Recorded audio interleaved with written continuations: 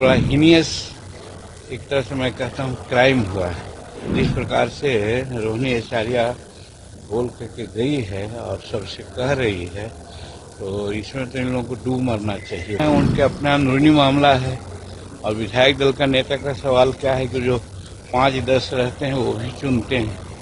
तो ये बात तो सही है कि लालू जी साथ दे रहे हैं तेजस्वी को, हालांकि बड़ा हीनियस एक तरह से मैं कहता हूँ क्राइम हुआ है।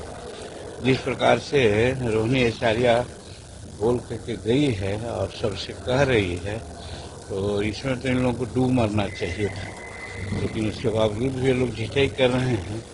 तो हम लोग तो बहुत पहले से कहते थे, जब बोलते थे कि इतनी नौकरी दे देंगे, ये कर देंगे, वो कर देंगे, तो हमको तो लगता था कि प्रलाप कर रहे हैं।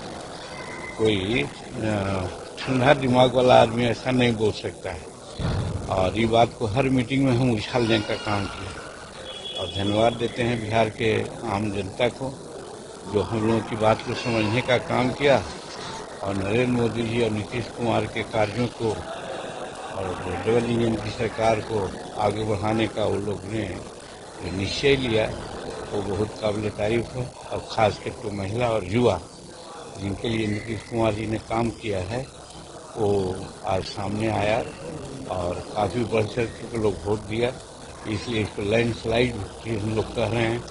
और इन लोग जो गलत काम कर रहे थे उसका उजागर अब उनके घर से ही हो रहा है। अब दुनिया समझेगा और वो लोग भी समझेंगे कि क्या है। हम समझते हैं कि इनका अवसान का समय आ गया। सबसे अच्छा रहा सर क्या? नहीं, सबसे अच्छा स्ट्राइक रेट रहा है भाजपा का, उसके बाद मेरा रहा। बात सही है, इसमें हम जनता को बहुत धन्यवाद देते हैं, लेकिन अब वो बात नहीं कहेंगे। लगातार दिल्ली में आप बने हुए थे सर, मुलाकात क्या हुआ? डिप्टी सीएम का सर क्या मांझी जी? अब ये तो नेता बताएंगे, हम लोग इसमें कुछ नहीं कर सकते। नीति निर्णायकों में हम नहीं हैं, इसलिए नीति निर्णायक जो हैं वो लोग बात करेंगे। सर आपके पार्टी के प्रदेश अध्यक्ष की हार हुई है सर, उनको क्या एमएलसी बनाया जा सकता है सर? क्या संभावना है सर? देखिए, अभी हार हुई है, यहाँ हमारे जो राष्ट्रीय अध्यक्ष हैं हम लोगों ने बैठक में समीक्षा किया है। क्या उन लोग किए हैं हमको पता नहीं, हम तो दिल्ली चले गए थे, आज आए हैं। कल बातें होगी, बात होने के बाद समझा जाएगा क्या होगा, क्या जाएगा, क्या मिलेगा नहीं मिलेगा, इसकी जानकारी अभी हमें नहीं है। पहले नेता पद का चुनाव हो जाए, नीतीश कुमार मुख्यमंत्री का शपथ ले ले, उसके बाद ही कुछ बातें होगी। सर डिप्टी सीएम के सर क्या लगता है सर? डिप्टी सीएम तो बनेंगे ही, निश्चित है कि 2 बनेंगे या 3 बनेंगे, कहा नहीं जा सकता, लेकिन 2 तो निश्चित बनेंगे। और सर क्या हम पार्टी से जो स्ट्राइक रेट रहा नहीं, हम पार्टी का कोई किसी प्रकार का डिमांड नहीं। चार्टेड प्लेन से ललन सिंह और संजय झा विशेष प्लेन से रवाना हुए। राजनीति है, कुछ सजेशन लेने के लिए गए होंगे, इसमें आश्चर्य की क्या बात है। अब हर चीज को दूसरे रूप में देखना उचित नहीं है। बहुत सी बातें होती है जो टेलीफोन पर नहीं बात होती है, तो स्पेशल बात करने के लिए निकले होंगे लोग। सच बात आपने कही सर, आपने कहा कि कुछ दिल में है, जिसको कहवाइए दीजिएगा।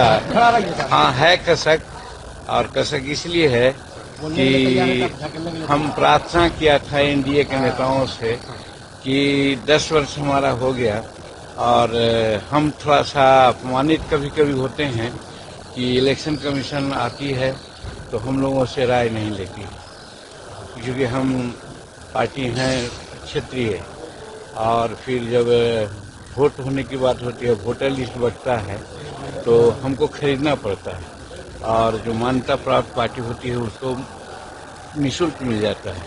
तो ये सब बातें होती है। दूसरी चीज, तीसरी चीज, सभी पॉलिटिकल पार्टी का अपना हेडक्वार्टर होता है। हम चूंकि क्षेत्रीय पार्टी हैं, इसलिए हमको हेडक्वार्टर यहाँ नहीं मिला, सरकार आवास नहीं मिला।